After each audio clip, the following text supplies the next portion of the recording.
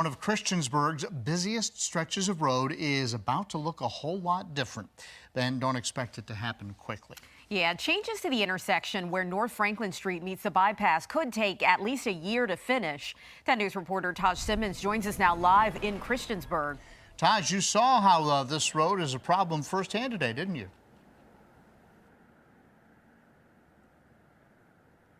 Yeah, as a matter of fact, I'm seeing how much of a problem it is right now. It is 6 o'clock, it's rush hour, and that backup from 460 bypass onto Franklin Road is beginning again. If you're wondering just how many cars take this every day, Christiansburg engineers estimate more than 25,000, which means this is a very important project to do.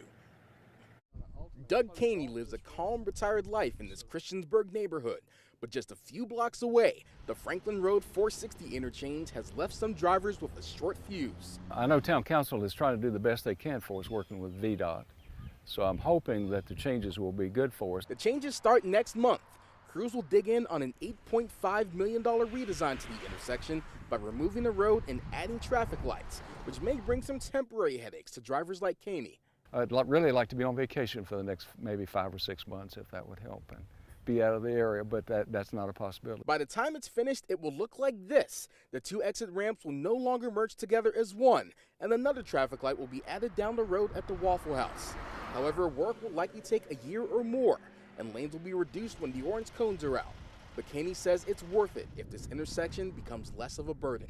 Make life easier for us as we travel. You know, I'm sure people who go to work in the morning, they want to get there quickly and easily. Well, it's not the easiest commute right now. Just looking at it at the moment, there's about 10, 12 cars that are coming by onto Franklin Road. And of course, the town is making sure residents know this is coming. They put this in the mail so that all people who live near here know that there's going to be some construction.